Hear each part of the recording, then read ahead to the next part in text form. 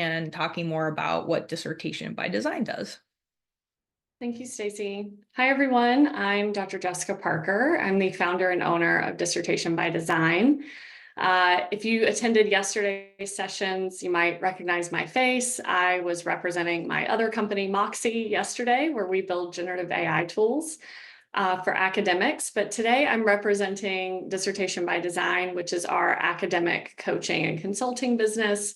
I've worked personally with Dr. Veronica Richard for the past 6 years now.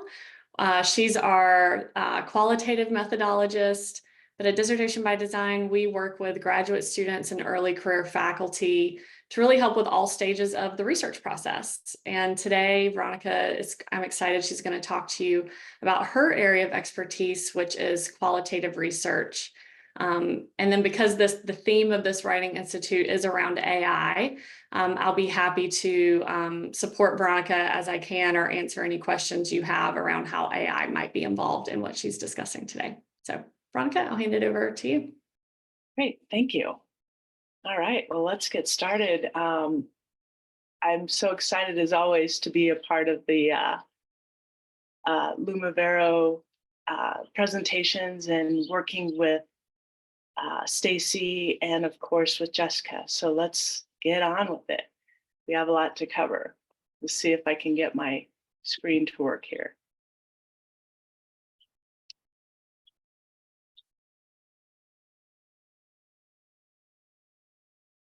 There we go. All right, we've got that. So today we're really going to focus on how do we move from our analysis into our writing, and how can we make that as structured and organized as possible. In my work with scholars, both with people who are dissertating and people who are writing articles, it's how are we wanting to represent or represent our data? And that's really what we're going to talk about today.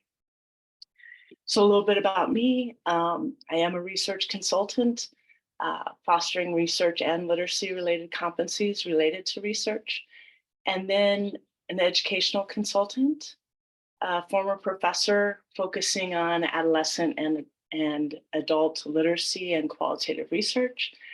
My two loves and passions, I think. And then I really feel like I'm a champion for exploring innovative, ethical, and culturally responsive methodologies and methods, which that's where I kind of see this aspect of AI coming into play. All right, today we are going to discuss research alignment, the design, how we align our findings with our design and what that does for us. We'll go over participant profiles, how we want to present our participants and why we want to do that in a findings section. And then the external and internal writing structure that we should be considering as we're moving into this writing phase. And then the revising of the not so perfect draft that we're going to construct. And then we'll open it up for questions and answers. And as we go along, Jessica will let me know if there are any questions or if there's an AI component that she wants to bring in, as she mentioned. So our first poll today is, what is your qualitative research design? What are you using currently, or what do you like to use in your research?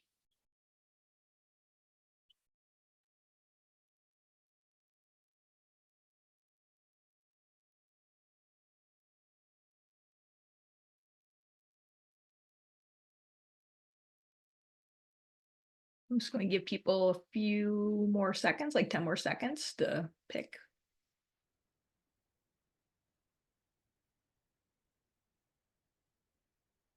Okay, seems pretty even between the basic and descriptive case study and phenomenology, and then it kind of goes down from there, which I expect that to be, actually. It's pretty common. A few ethnographers and grounded theorists in the room, that's nice, and narrative. And then I'm curious to see the other designs, if you will drop that in the chat. and I can kind of take a peek at that. It just kind of helps me tailor my talk if I know kind of the area that action research. Okay, perfect. All right.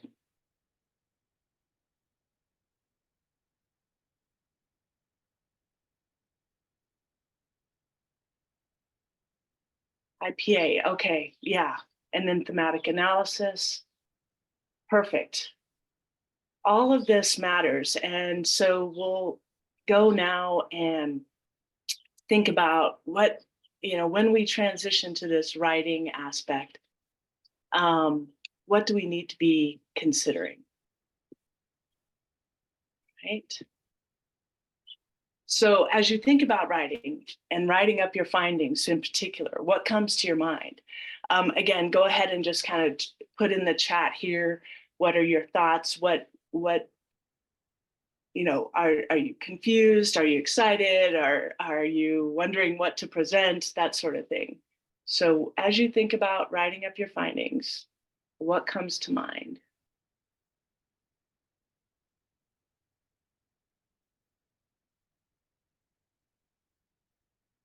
What to keep in and what to keep out. Wow, that's perfect. That's exactly what we have to do, isn't it? Confused. Have I answered my research questions? Interesting. Yes. Initial framework. A couple of confused. Yeah. And then how to do the analysis and prior to this. Yeah. Okay. Well, let's see if we can't talk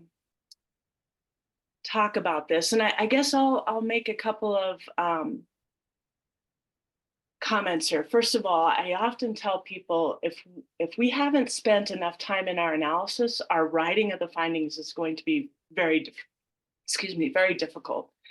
It is much harder to move into the writing phase if we are not prepared and ready, and we haven't going into the writing phase if we haven't gone deeply enough into our analyses. And sometimes I do see that. I see people who are wanting to hurry and get done. Unfortunately, qualitative analysis is very, very time consuming. And so we'll talk a little bit about that. So that's one thing I want to say. Another thing I want to say is that when we're looking at our type of analysis, that does impact what we do in our writing. And that's actually our first point. So let's go ahead and go there. So the design matters because it determines what's important in our data. If I am doing a grounded theory study, I need to make sure that I'm looking for a process, that I am identifying. That's what the patterns become in a grounded theory. In an ethnography, it's different. In a case study, it's different. So remember that our design helps us determine what's important, in addition to our research questions. And a couple of you mentioned that too, as far as moving into our writing. Have we answered our research question? For me, I'm not as concerned about answering my research question in my findings section. But my representation of the data needs to be connected to my research questions. If not, what the heck am I doing? So keep that in mind too, that we want to have that connection. If you're from the vein that you're wanting to answer your research questions in your findings, then that too impacts what you write. Another thing that our design does for us is it establishes expectations. And what I mean by that, it's the language that we use, our organization, and what references we use to support ourselves, either in our methodology section, and even perhaps in our final discussion of the conclusions. So because of all of that, design impacts us, let's take a look at some common structures. This one is probably the most common organization that I see. And this could be a basic descriptive study. It could be a holistic single case study. It could be a narrative study. It could be phenomenological study, depending, and even IPA. How we get to this point is a little different for each type of analysis, but this is ultimately, I would say 80% of the articles and studies that I work with people on have this structure. So we have the context or setting description, participants, and then the presentation of the data. And it's in a thematic process. Okay, now this could even do a, I could even put in this structure for grounded theory. It would just be that my themes are based on the process steps, okay? And so I just want you to make sure that you see that connection. I do want to address this one question. What if discipline discourages separating results from the discussion findings? And let me see, where is that?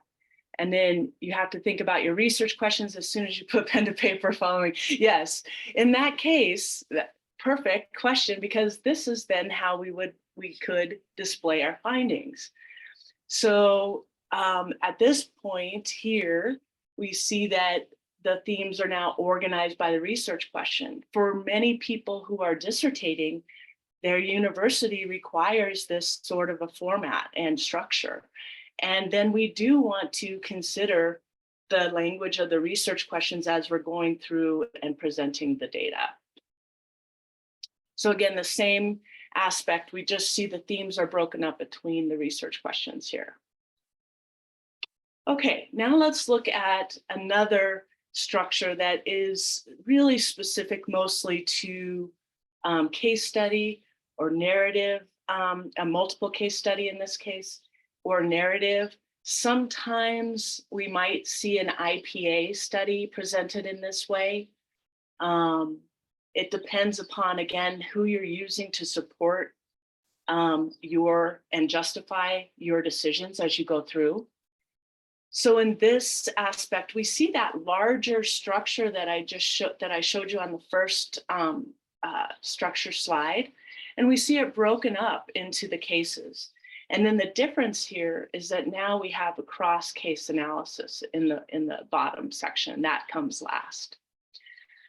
And that would be a high level discussion comparing the cases with each other according to the themes.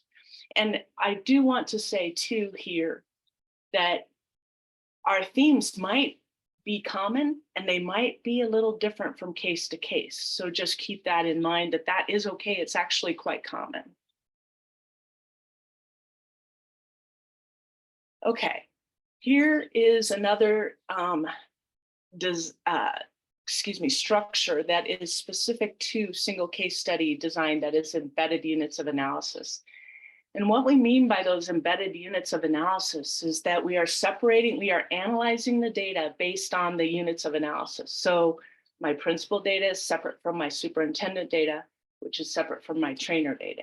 And I present it in that way. Now, remember earlier I said, oh, our design sets up expectations. This is an example of one of those expectations that the reader would be, if I'm saying that I'm using embedded units of analysis, my reader is expecting those units to be presented.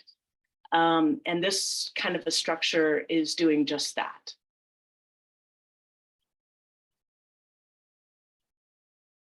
Okay, now if we have a multiple case study, this is again similar to that first slide. However, now we have embedded units of analysis. So again, I would want to separate my unit of analysis. In this case, I have separated it at the school level rather than the participant level. So I have school A and school B. And again, when I'm looking at multiple cases, the themes may or may not be the same. Almost always we have some that are the same across the cases, but oftentimes we do have a couple of different themes across them as well. All right. Now, in narrative representations of the data, we are sometimes looking at an overall composite story or plot structure. And there's another type of way that we'll talk about representing narrative data. But in this case, if you think about, instead of talking thematically, if you will, we start talking about the plot being the exposition, which is the situation and the phenomenon, the background information.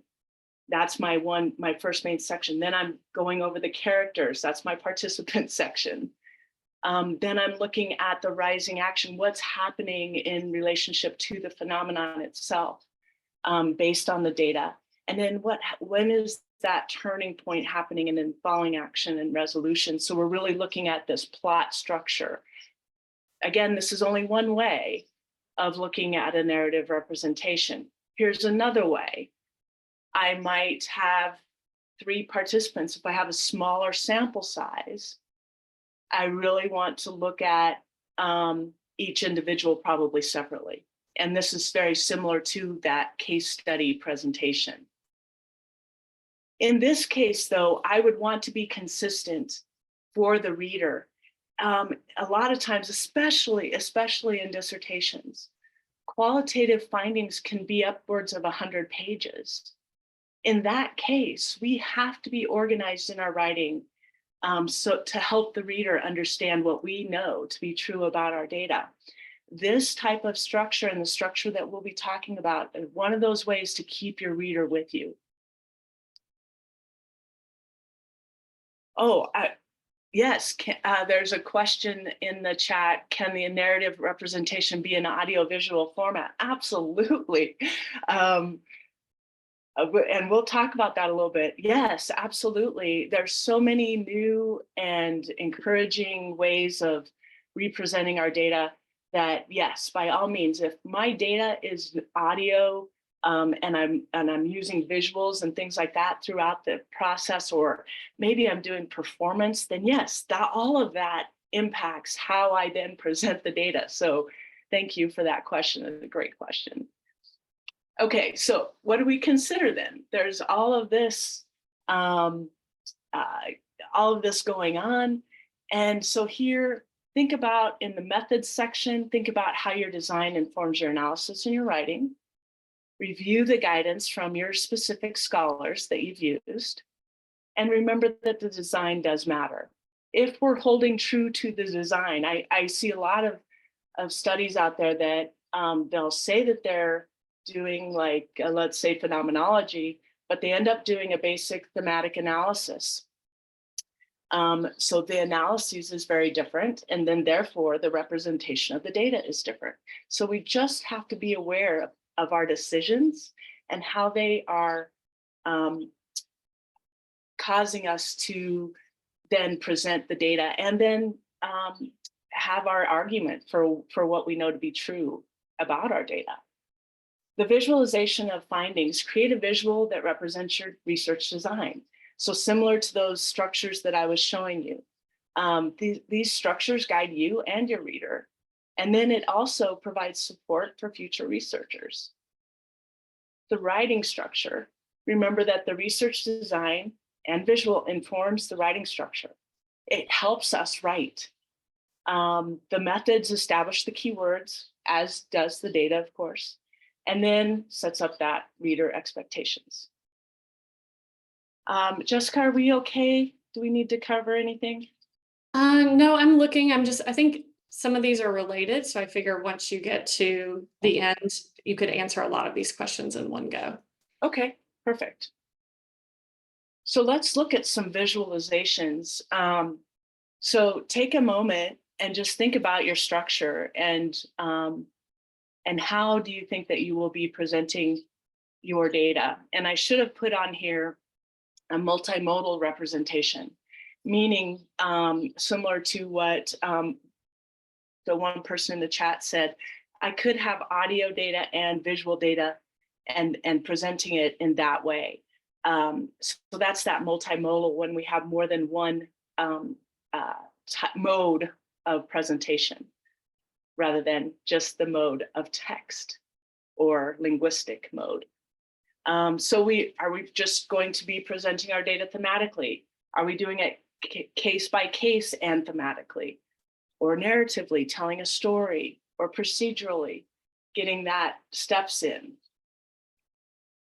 visually, or theatrically, or a mix of them? In my dissertation and some of my research that I've done, I use photo elicitation. So part of my representation of the data includes both visuals and text.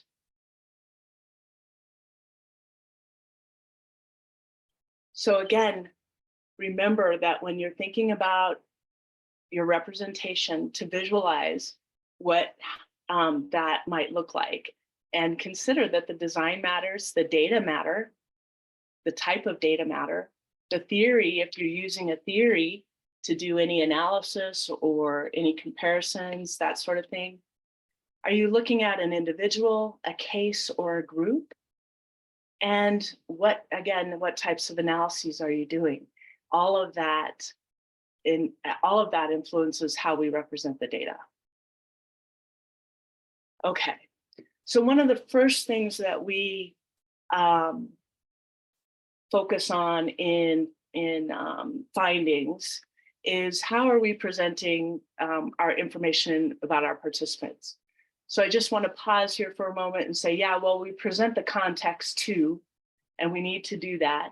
But for today's presentation, because I have a lot to cover, I'm just going to focus on participant information.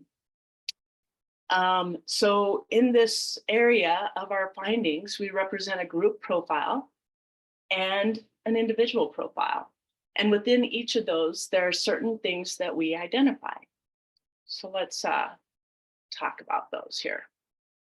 So the group characteristics, we're looking at total number of participants. And then we want to say, okay, this is what I planned, and here's what I have. Kind of in the more descriptive statistics, if you will. Our overall demographics. And then we want to present these characteristics in ways that help the reader understand how my sample is organized or constructed. So if I have, like in that one study where I had principals, teachers, and then a trainer, I would separate my table and my discussion of the table in those three areas, because that would help me not only write, but again, it helps my reader stay with me, okay?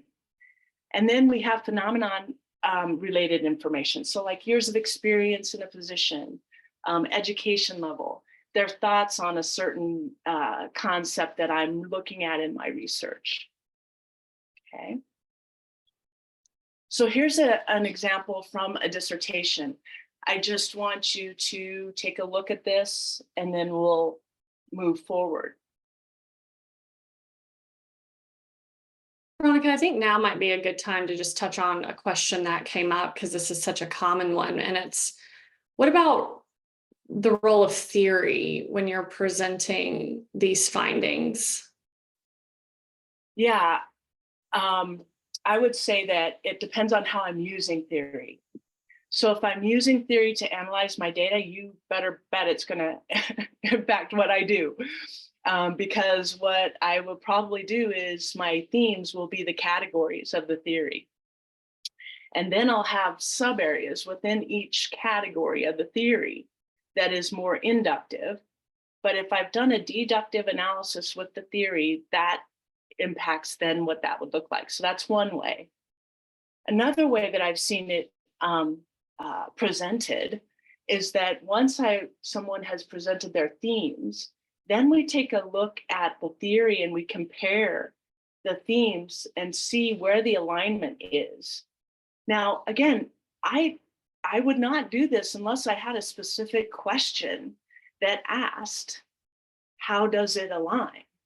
How do the data and the findings, the thematic representation, how does that align with the theory? That is the only time that I would actually explicitly make that connection. If I find that all of a sudden, hey, I need to make a connection because I think I found a new link or a new category that needs to be developed, then I might, if I'm in a dissertation, I might ask my chair, my committee, hey, can I add a question? Some let you do that, some do not. So you have to wait until you're a doctor. But for me, I'm always open to expanding. That's the that emergent aspect of qualitative research. That if something comes up that is unexpected, we can add that in. Again, this is my philosophy. Others think differently. The last way that I see theory coming into play, if there's no overt question, is when it would be in the discussions and the conclusions section. And that would be when I would connect my finding or my conclusion to my research question to the theory. Jessica, can you think of other ways that I've missed? No, I think you covered it all.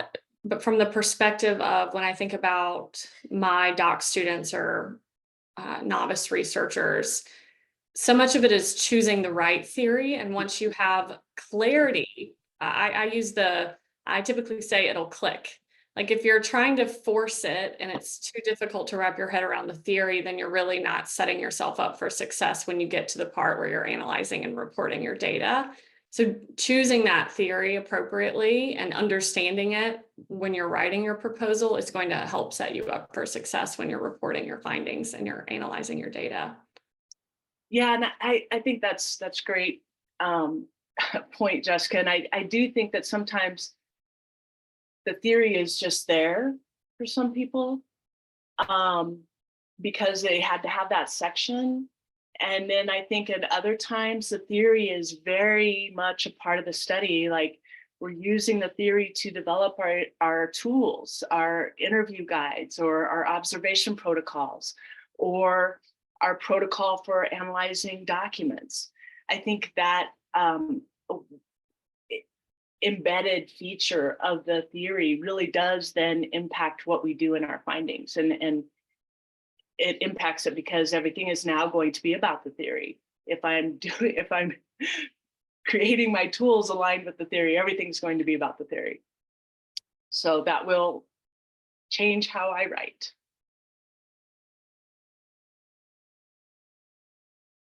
All right, good. Okay, so I think what's important here is the person presents the criteria in this particular paragraph, the first paragraph, and then they share out more of the information. So they say it's limited to a certain college, STEM majors, and a university, but we haven't quite gotten to the meat of how many participants, right?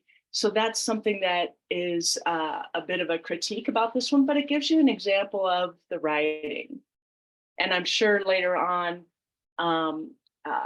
Dr. Rodriguez says the amount of participants, and I might be missing it here because I'm looking at it quickly.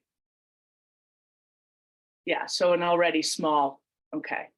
So then let's look and see another professional example is from a research report. So you see how now, and then a manuscript, you see how things are starting to go down smaller and smaller and smaller as we get into different types of text. So I'll just give you a moment to take a look at this.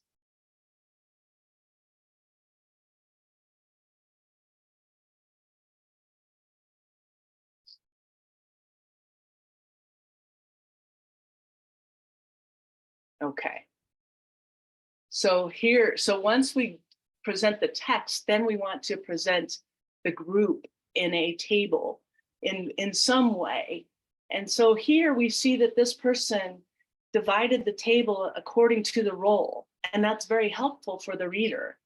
And I would say if it were me, I might even put a vertical or a horizontal line between the different roles that were related to each other. I think that would visually work. Okay. Oh, sometimes let me go back to that for a second. Sometimes I start with my table because then it helps me write. And I oftentimes do have a structure in my writing, starting with how many participants do I have? And now that I'm saying this, I should have put that structure up here. So let me think about that, and I'll send it to Stacy and send you all so that she can get it to everyone. I do have a couple of things that I think I could provide you with on that structure. So on the individual profiles, our purpose is to really help the reader come to know our participants and recognize the similarities and differences between them, even though they're all common in a certain way, especially in their experiences, more than likely. And so this, to me, really helps situate the reader with my study. I need them to know, if I'm talking about Lynn, who Lynn is, so that they can kind of use that as they're going through the data of my representation of the data, that is. I need a pseudonym and other means of confidentiality. So if the site location, things like that, I might use a pseudonym.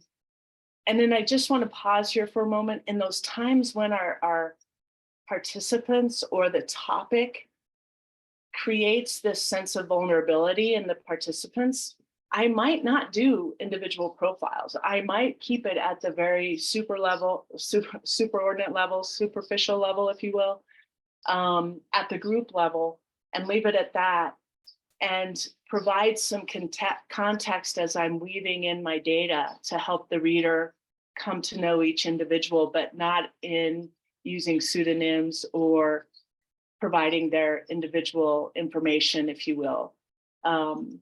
So I just wanted to give a caveat to that. So under the relevant information to include, this is part of that, what do I include, what do I not include aspect. I like to include certain demographics, mostly aligned with my criteria for my sample. Some individual background that's relevant to my study. I don't want to start telling their life story if it's not relevant to the phenomenon that I'm exploring. And then their quotes. And so this is my actual structure that I will use and we'll talk about here. I think this structure sets up expectations for the reader, as I mentioned before, and it helps me understand what it is that I want to convey. And sometimes I have to write a couple to understand what my structure is. But let me show you kind of how I do it. So this is, again, I can't believe I didn't put my structure up here. So I have their name, then their education, and then their role, the length of time, and then what they do, okay? So Lynn feels extremely prepared to implement PBIS, and then I provide the quote, okay? So this is something that I just put together real quickly. I had the criteria of what I wanted. So let's take a look at another perspective. So here's my prompt, and this is actually where my structure is. But again, I'll send Stacy a document, and that will include all of my structures that I forgot to put in here. So I said, I want the profile to include the person's assigned pseudonym, education level, education role, years in the role, and the quote that indicates their level of preparedness. So very, very specific in my prompt. Here is the information, and then create a 1-paragraph narrative with this information. So I'm trying to be as explicit as possible, and let's see what ChatGPT-4 came up with. All right, so let's take a look at that. You know that what my profile was. Now let's look at what ChatGPT 4.0 said.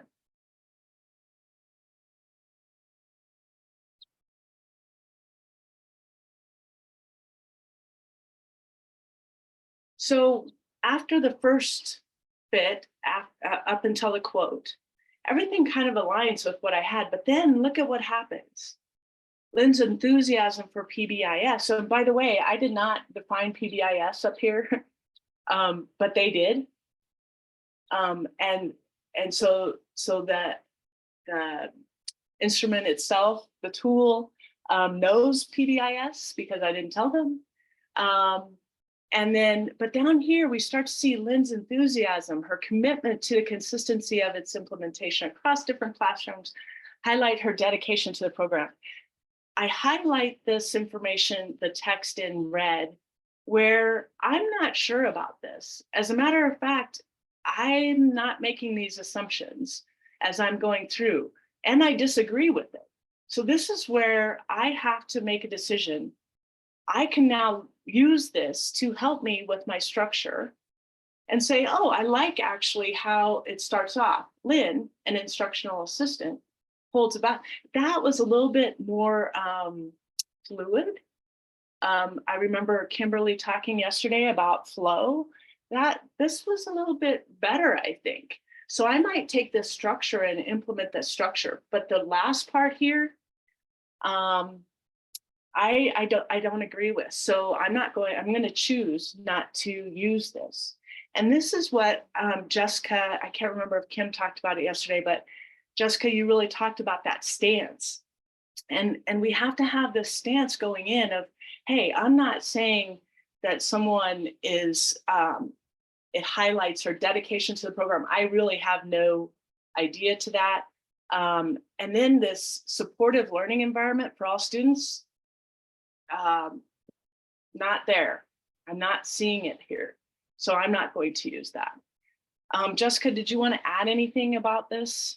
Yeah, just to kind of thread the needle between yesterday's presentations and today, I made a major point yesterday, which was that when I think about using AI for various academic use cases, research, I think of things in terms of like high stakes and low stakes, and then are you an expert or not? So if it's a high stakes use case like data analysis or interpreting research findings, and you're an expert, then you're well positioned. But if you're a novice researcher, maybe this is the first time you're doing research with a specific research design, and or you're not very familiar with your data, then you're not setting yourself up for success. Veronica is able to highlight these instances and make a decision to disagree because she's familiar with the data. And so that's really important to keep in mind before you start collaborating with any large language model when you're using it to help with your data. Yeah, perfect. Thank you. And then I do want to mention one more thing that someone, Liliana, put in the chat. We have to be careful about our acronyms. I believe APA guides that if we are using acronyms, it should be not only the fact that we are using those acronyms that are common to our audience, but that I don't want my reader to have to go back up into the text and find out what the heck acronym stands for. If my reader is having to do that, then this is not what I want to do as a writer.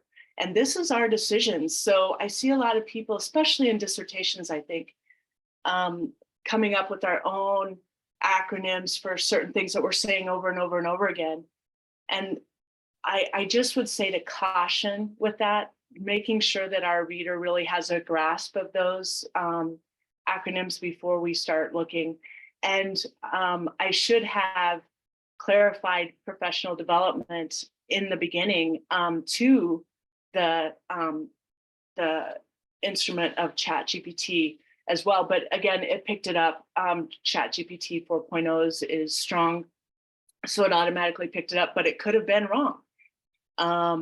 And so we do want to make sure that we're being explicit for our reader and for the tools that we are using.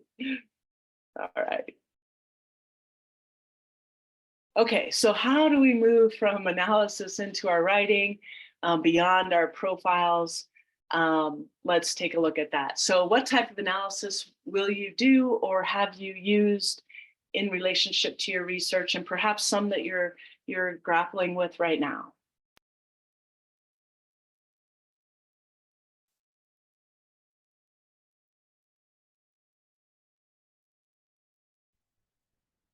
Oh, we got have some deductive analysis in there. I'll give people about 10 more seconds to pick a analysis type.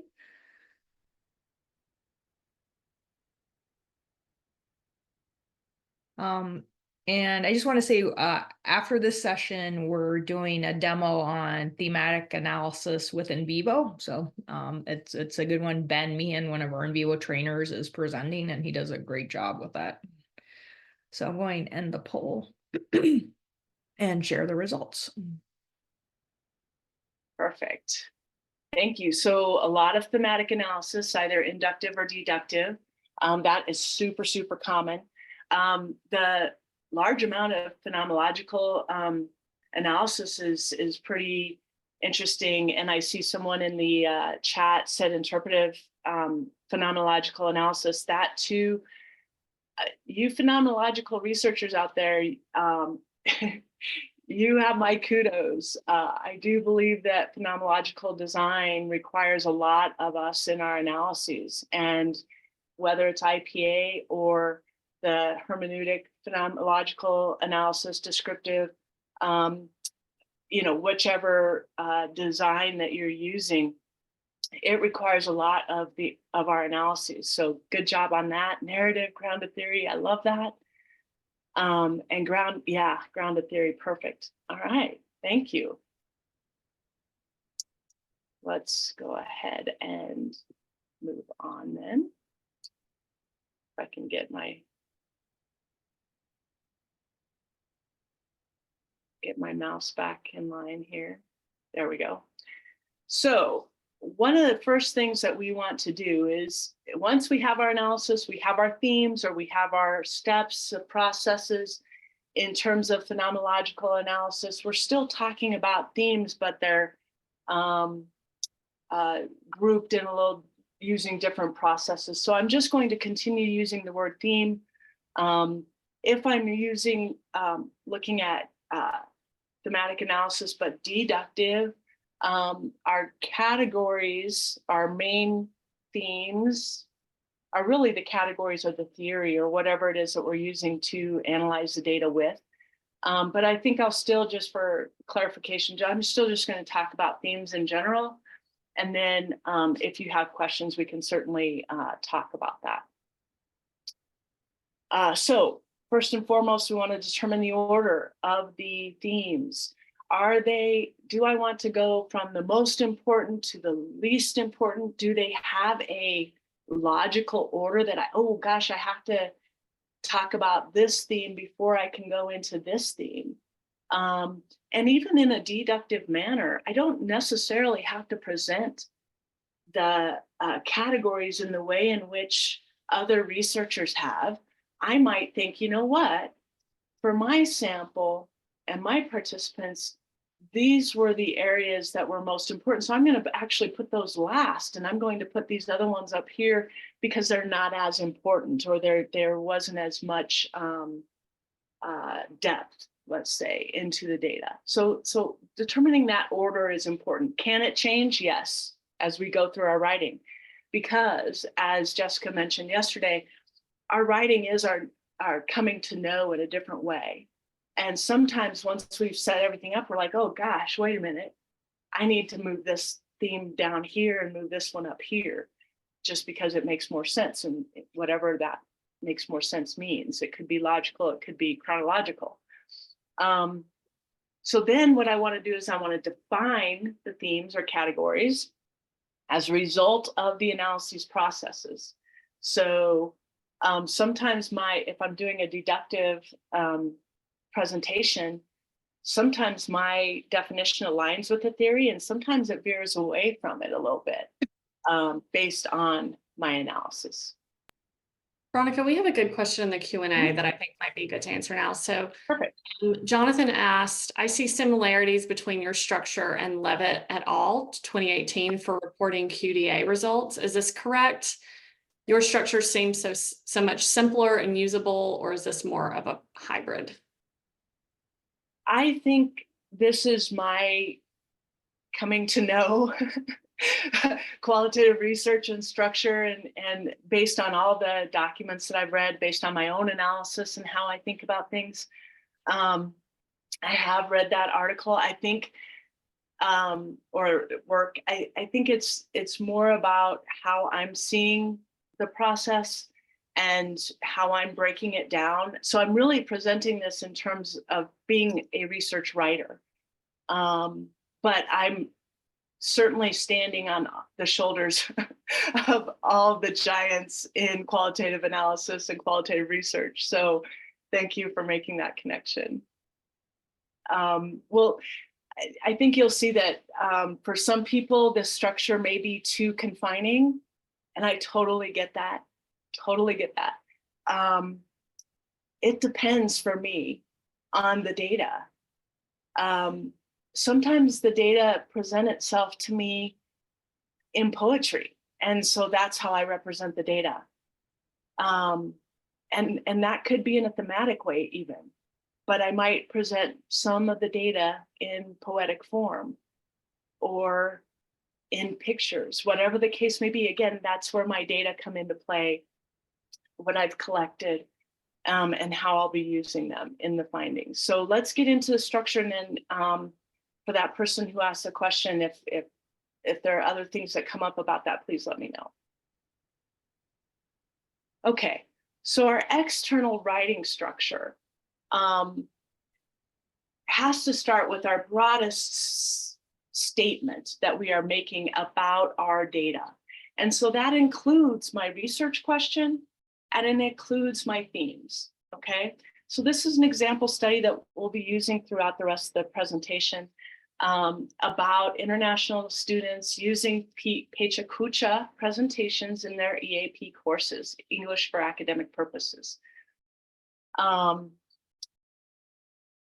Here we were specifically looking at their language experiences.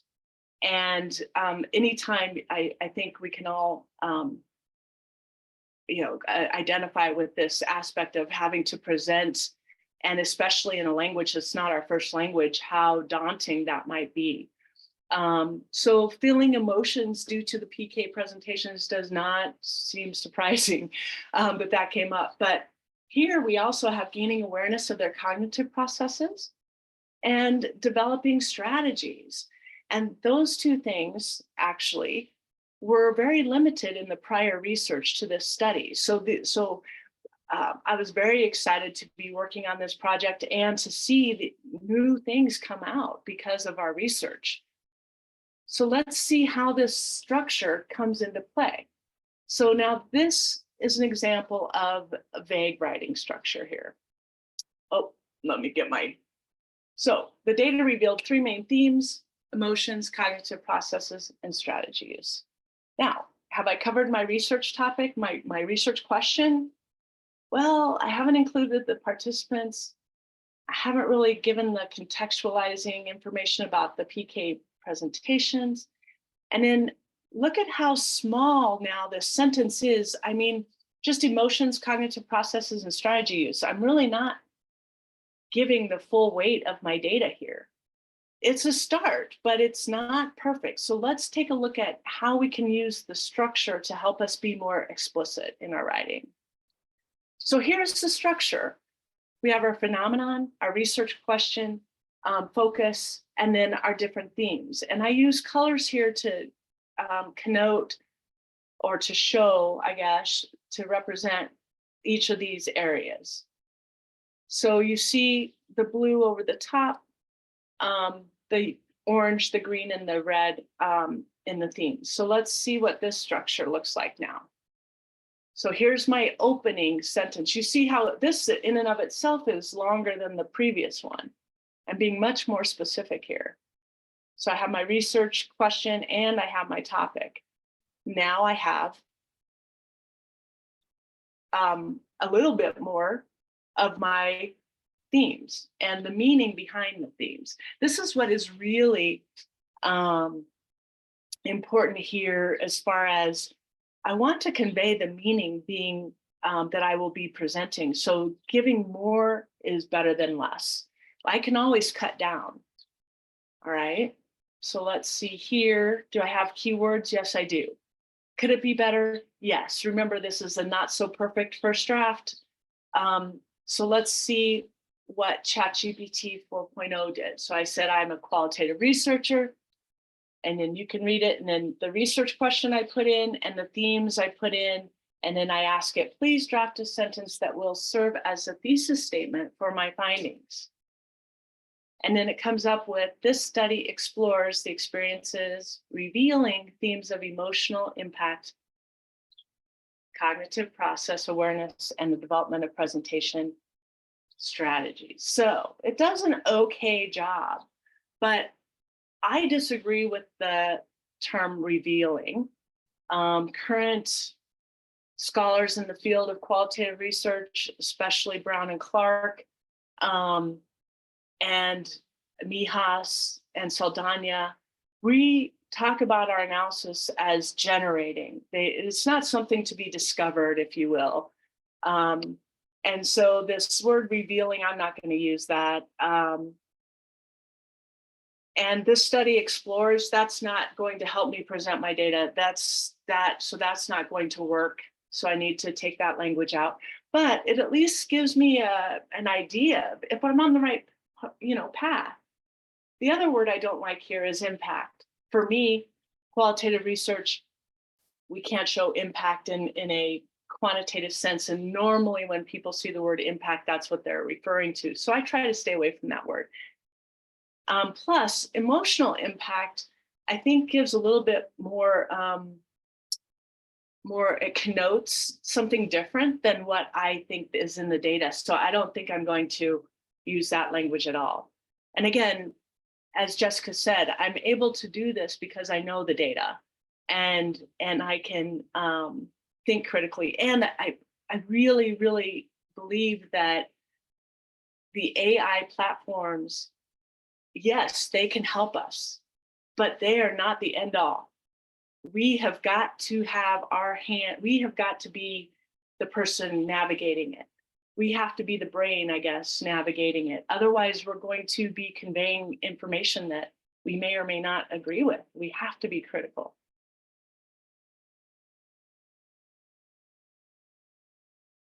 Okay, so let's go back to the structure now. Once I have my thesis statement, now I need a statement like that serves as a thesis for the theme. Okay, so, well, what's the structure now?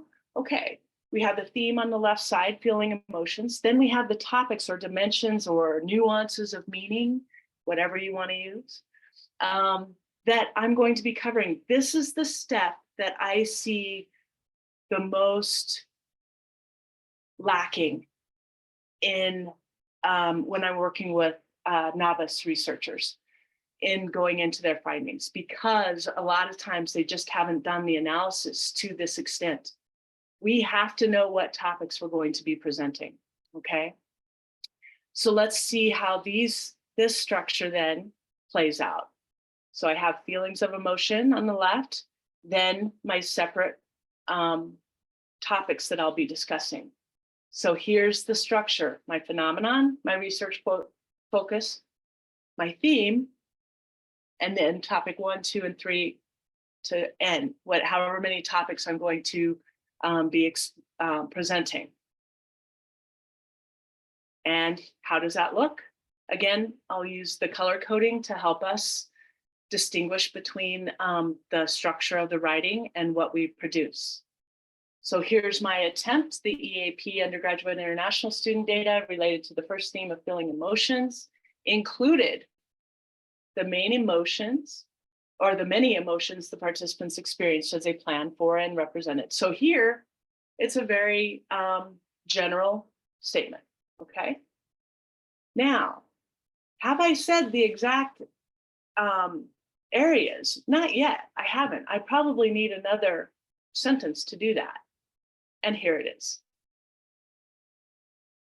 In this theme, the participant data refers to, it should be referred to, the participants feeling emotions due to being overwhelmed, experiencing emotions due to being an international presenter, and experiencing emotions due to public speaking and PK presentation requirements. So you see how I use this repetition of language here. I might not keep this as I go through and revise later on, but this repetition oftentimes helps our reader stay with us and see things the way we understand our data.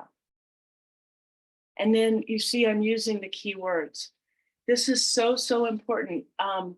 A lot of times, and we'll talk about this a little bit later, but a lot of times what happens is we start moving into our colloquial language and we use too many vague pronouns like it and this and they and these. And then the reader gets stuck on knowing what the heck we're talking about. So this way, it's forcing us to be explicit, even if we don't end that way. So how does this all look together? So I'm going to let you read that for just a moment.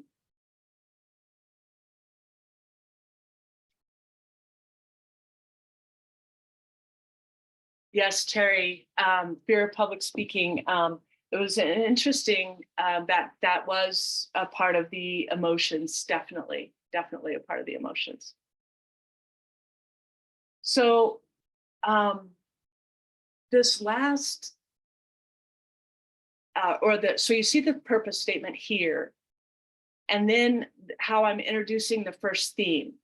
So you see that I have two sentences. I might want to say a little bit more. Might want to define, well, I would want to define the theme a little bit better in terms of the data for that opening introduction.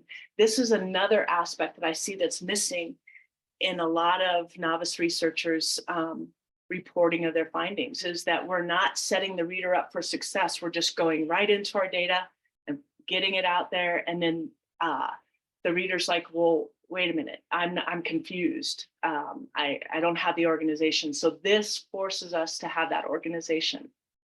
Now, this opening up here, this is the opening for the entire set of data. I oftentimes leave my thesis statement there, and then I come back to it later to help guide the reader. I might give a sense for what they're about to see content-wise, or maybe do some defining of a theory if that is important into my presentation. Whatever I think will help the reader understand how I see the data, that is what I want to convey in this overall introduction. So I would also say that, let me go back for a second here if I can. This type of a table oftentimes gives me my structure for presenting to the audience visually. So I wouldn't, of course, put my writing in the box, but I would perhaps use this one here. Nope. This one or this one. And I would use it in my actual document. So as I point this out to you so that you can see that our structure of our writing can also help the reader come to see where we're going and help us come to see where we're going. Because now my writing is easy if I follow that structure. Just from this right here, I can write sentences. All right. And that's when I know that someone's ready to go into their writing. If they can produce something like this, we can start writing. Now, how much writing will depend upon how much deeper they've gone into their analysis. So let me just check and see what time it is so I can keep going here. Okay, let's go to the next set. All right, so now we come to the internal structure. Jessica, are we good? Yeah, I think so. There's just a few questions that are related around, like, what do we do when there's a word limit when we're writing for publication? How do you sort of manage that against trying to make sure you're communicating? I say don't worry about it now. That'll be in our revision. Okay. I never worry about word limit, probably because it's always easier for me to take words out than to put words in. So I just want to get things in there as I want them, and then I can start crafting and cutting back. That's just my process. So I guess I would say come to know your own process and what works best for you. But for me, I want to get the content in there, how I want it, how I understand it, how I see it. And then I can start wordsmithing and cutting where needed. Okay, so internal writing structure. So again, this is a table that I might use when I'm going into in my actual document for the reader. And this is mostly in terms of a dissertation. And again, because they tend to be so long with the findings section. So now we're going a little bit more deep or internal. So now I'm going to focus on the aspect of I have my theme and then I have my topic. Now I'm going to go into the topic. So I have 3 levels now instead of just 2. I have my theme, my topic, and then the main points I'm covering within the topic. And this is the point too. If I can't do this, I'm not ready to write. I've got to know what my main points are. Okay, so important. So here we go. Here's our structure of the writing now. Stays the same. Phenomenon, research question, theme, topic. Now I've added point 1 and point 2. Okay. So over on the left-hand side here, we see the structure. We see what words I need to put together my sentence. And again, I just want to stress that if I can do this, I can put it together. I can write it. I've got the words I need. So in the theme of feeling emotions, the EAP students shared being overwhelmed due to their undergraduate PK presentation experiences. Because of college demands, here's where my topic or my main points are coming into play. Because of college demands and the responsibilities that come with being a presenter. It is so nice that I don't have to worry about being off target or anything. If I have what it is, if I have my structure, if I have my outline in a sense, I can write. And this makes me feel so at ease as a research writer. I can wordsmith it and get all crafty with my language later. Right now, it's not about that. It's about getting that not so perfect draft out on the paper. So I have my topic and my research question focus, and I have my keywords. I am good to go. Again, it's not perfect.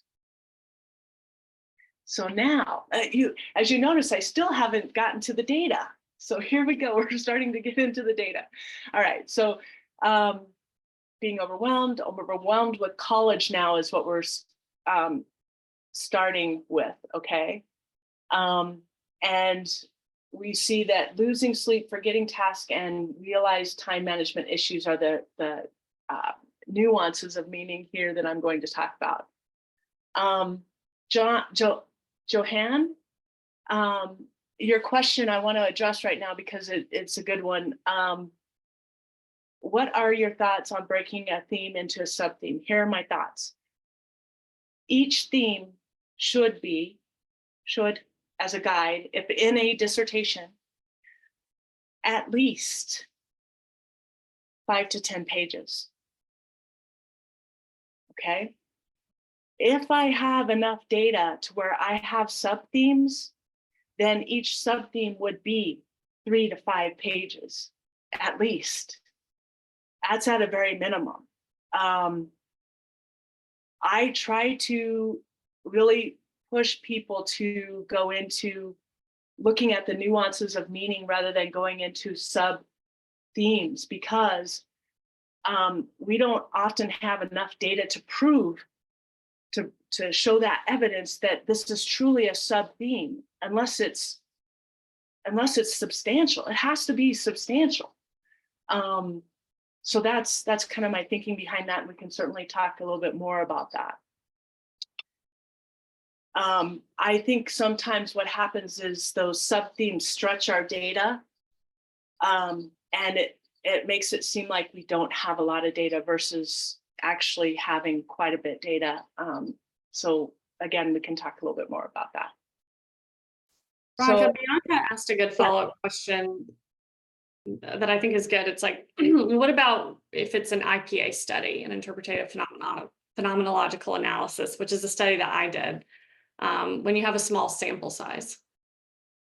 yeah, I think that interpretive phenomenological analysis is its own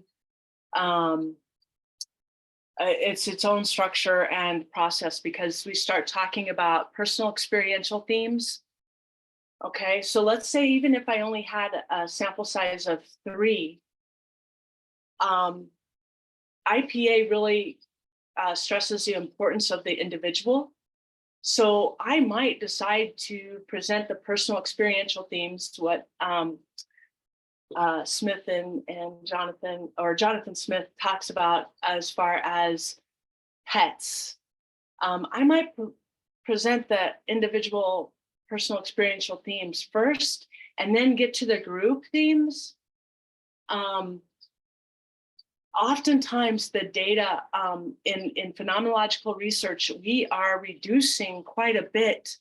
And so then again, that aspect of sub-themes, it becomes this other added layer. Now, if I have 3 interviews per person, which I would need if I only have 3 participants, then I might warrant some sub-themes. And I think it's fine. It's just a matter of, gosh, I don't want to be presenting the same bit of data over and over and over again. That's not what we do.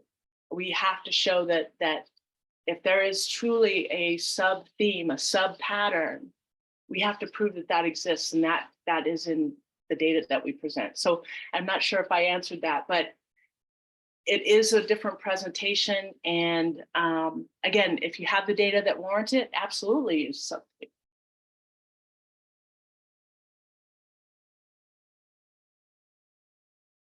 Yeah, I do think that the sub-themes will still be 3 to 5 pages. And it would probably, yeah, I think it will. And I'll show you how quickly our writing gets large. If we can just hold on just one moment here. So here we are in this mode. Now we're going to finally, all of this structure I've written, and I haven't presented any data, but now I'm going to. So now we have Mia sharing how her time management issues led to sleep. And then Ivan. Now, if you look over here, I have presented Mia and first and Ivan second. That too sets up an expectation for our reader that we should be seeing Mia first and Ivan second, and Chris third, okay? So look at how big this got. And we are only on the first topic of feeling emotions.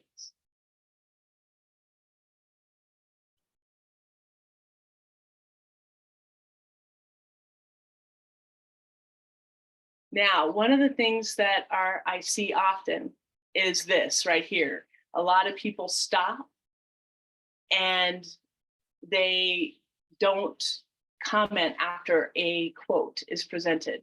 Always, always, always provide your voice after the participants to help the reader know what you want them to know. In my writing, I don't want my reader to be thinking. I want to be telling them what to think. So I've got to come back and say, so what?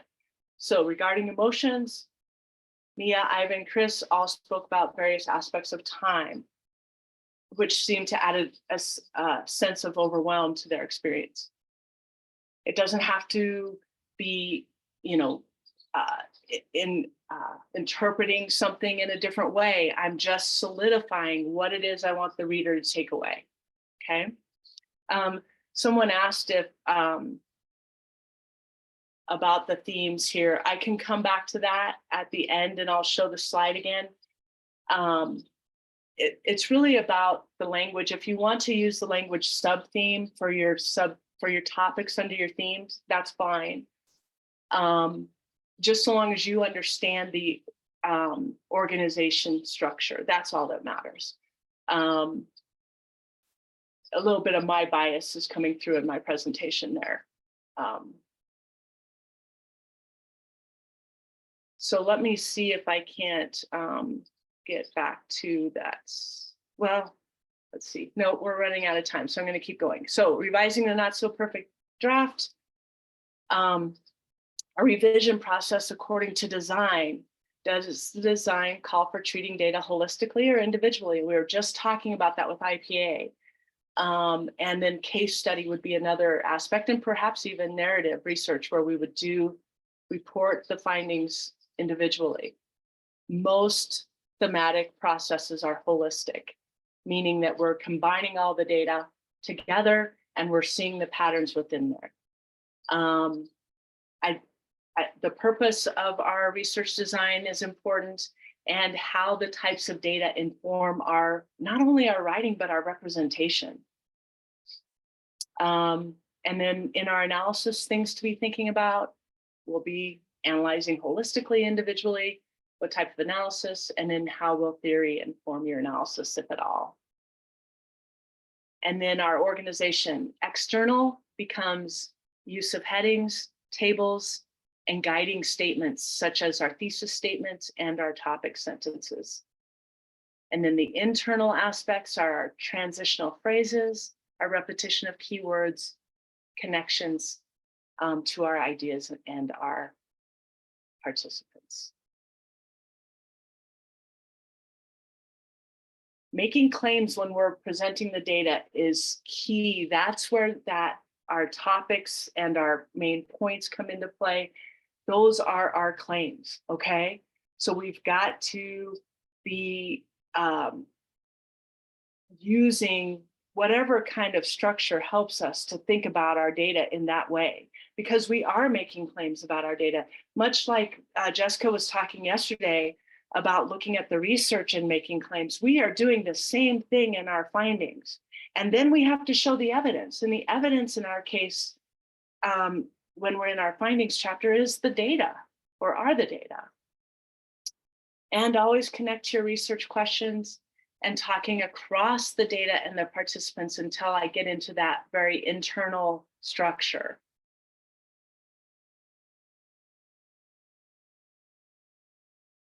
Okay, organization and language, topic sentences, visuals used, visuals meaning tables, it could be the data. Intentional transitional phrases that are meaningful rather than just similarly or however. And we could talk more about that in another presentation. And then our themes connected to the research questions, we kind of talked about that. And then the condensing of data. This is the intentional decisions about what counts and what doesn't. And when we are understanding, when we can do the outline that I've been showing you along the way in the structure, that's us deciding where we're going. That's the decision about what's important to show. Then we make another decision about, well, what data will I include and why? And that helps us also write. And then the logical order.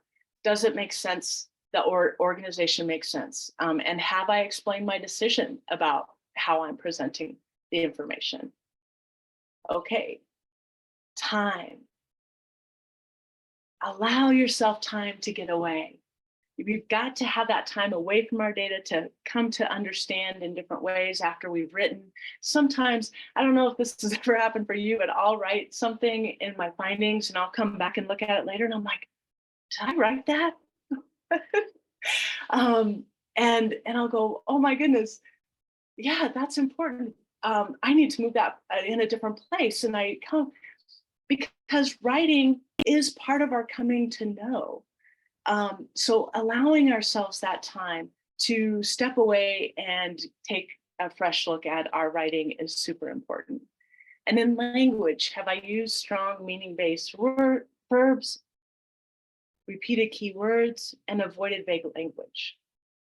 And then have I used guiding sentences or topic sentences and meaning-based transitions and phrases? That's guiding the reader. And then my order also guides the reader. Does it make sense? Have I explained my rationale? So you see some repetition in this, but this is the aspect of us being critical about our writing. If we can't do this, we're depending on other people to do it, and they don't know our data the way we do. So we really have to take charge when we are writing our findings. So this is an overview of the findings section. Just let you look at that for a moment. And then remembering, if you're in your dissertation process, or if you're writing for a journal, some things may vary across these entities. And so making sure that you do your due diligence and checking to see what it is that they are looking for. All right, there we go. Thank you, Veronica. That was great. As you can see, people appreciated your presentation and learned a lot. So I'm just going to switch over and share my screen for a while and talk a little bit about how NVivo can help you through some of the processes that Veronica was showing. So I used NVivo for my own qualitative dissertation, and it was very helpful in many ways. So it helped me manage my data and organize it. So I used it for my literature review too. It helped me organize all the data I collected with interviews and observations. And it doesn't matter what your process is. So Veronica talked a lot about different designs and your structure. That's really all up to you. The tool, the software does not dictate that at all to you. And then we do have some automation tools. So we have NVivo transcription that will auto transcribe your video or audio files. We have automated insights, and now with NVivo 15, which we'll be showing in the next session, a sneak peek of AI assistant, which has some generative AI in it. And then it's going to help you code. So when Veronica was talking about the themes and the sub-themes, again, in the next section, we'll talk more about that and what that looks like in NVivo, but also take you through the process with thematic analysis. And then it also helps you with queries, so you can look across your data to create some of those visuals Veronica was talking about, so charts and tables and different things like that you can then export and put into your reports. So these are all the different visualizations. Also, there's collaboration tools. So we have NVivo Collaboration Cloud. So if you have a team of researchers, you can all work in the same NVivo project, sort of like a Google Doc. And then ways to help you with writing your report. And then a lot of times I showed how to use Citavi and NVivo yesterday, so you could watch those recordings too if you didn't get a chance.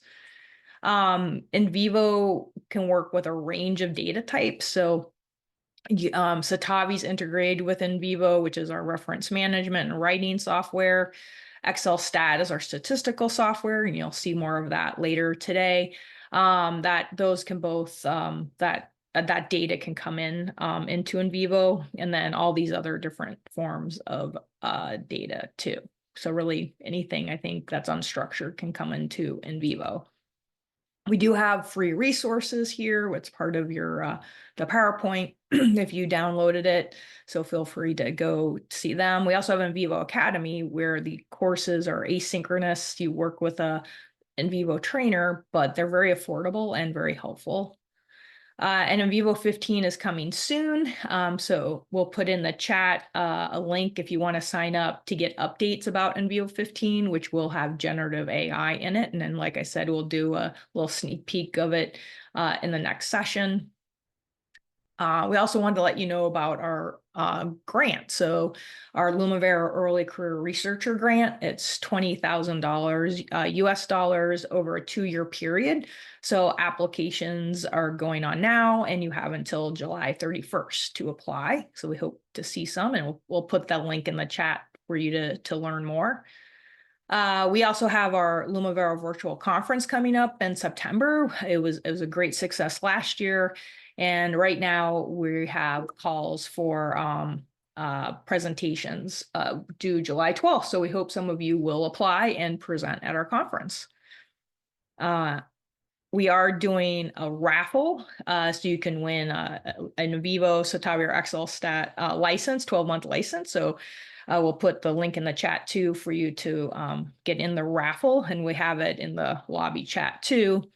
And then love it to get your feedback. There will be a survey that's a Zoom survey that comes up, but I don't know if everyone's seen that. So we created this one today.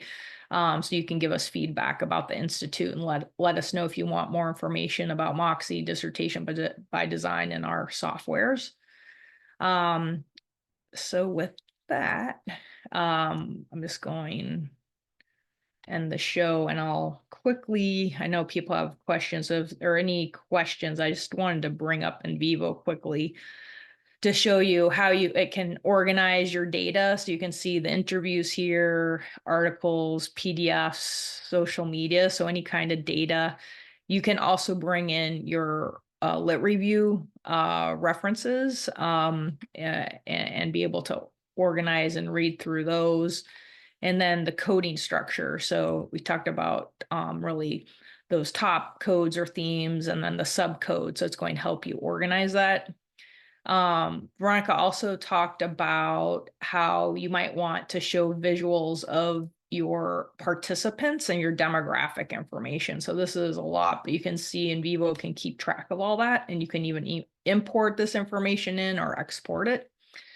And then before you leave on that, can you Yeah. hit on attitude again to show the subcoding structure? Oh, sure. Have there. So if we look at negative, you see how the negative attitude there has 499 references. Even positive has 421. This might not be, I don't know what the data are, like if they're quotes or something, but if they're quotes, I need to separate these to find the nuances of meaning within there. This is a perfect example of us needing to go a little bit deeper in our analysis to show that structure and to show the nuances of meaning. And this is how it's a bit different than quantitative data, because we don't go off the numbers, we go off the actual the words that are being said and the meaning that's being conveyed. So this is great, Stacy. Thank you. Yeah, sure. And what's nice about NVivo, you can always open up a code and then actually code on that code to get to even finer subcodes if you need to. And then just showing you some visuals. So a lot of times you're in your data and you want to show it visually. So in NVivo, you can create a concept map here, which can be exported. And they actually brought in codes. These are actually codes that you can, in the software, click on and get back to the code. But you can create this kind of map yourself to show, like for yourself or for a report to show what you're seeing with your data. So I know it's a quick highlight of NVivo just because of time, but we'll have the demo and I'll stop sharing in a second with Ben. So we have 3 minutes left. I know we have a lot of questions. Sorry, we couldn't get to all of them, but is anything else, Veronica, you wanted to point out? Yeah, I think I don't know, Jessica, is there a question that we can address here? There were a few questions. I tried to answer as many as I could. There were some questions about like narrative inquiry and narrative designs, and whether you might use a different approach. And I answered broadly that yes, the way you report your findings does depend. There's no rule of thumb, but if you want to elaborate on that. Yeah, I would say I would say my audience matters. My audience always matters, right? So if I am looking at a dissertation, I want to make sure that my committee are on board for a more narrative presentation. And what I mean by narrative is a storytelling to where I am creating a scene and I am weaving the data into my narrative in a story-like way. My committee has to be on board with that. So I'd want to really be in contact with them, making sure that I can do that. Then I would look at tons of models of others who have done that to develop my own structure. For me, I ended up doing a little bit of both in my dissertation, of weaving in the narrative structure along with poetic language and visuals. And just with my background in English, with my bachelor's in English, I think the more we know of storytelling, the easier it is for us to write in that way. So I think I would be reading and reading and reading if I'm really embarking on a narrative process to hold true to the narrative style. Yeah. Thank you, Veronica. And there are a few questions about Chat GPT. I answered some of them, and so I'll just kind of make a blanket statement about Chat GPT in terms of using it for any sort of qualitative data analysis or writing. If you didn't attend our presentations yesterday, I highly recommend watching the recordings, because this is kind of it's a loaded question to provide a short answer to. But with Chat GPT, you can turn off its chat history and training. So anything you enter would be kept private and not used for its training models. But again, what I mentioned earlier is if it's high stakes and you're not an expert, I do not recommend going straight into a large language model and have it do its work for you. I think you should be really, really intentional and very much familiar with your data before you start using AI to help you with any of this type of work, which I would consider high stakes. But like Veronica is an expert, and we've written 2 articles now on how to use large language models for developing interview protocols and thematic analysis. And Veronica's perfectly positioned to do that because she is an expert. So it's just something to keep in mind. Great. Thank you so much. We have the next session coming up right now, so we'll end this one, and hopefully we'll see a lot of you in Ben's session on thematic analysis in NVivo, and then we have 2 more sessions starting at 1 on Excel or on statistical analysis and reporting, and then a demo on Excel stat. So thank you both. Thank you all so much. Thank you, Stacy.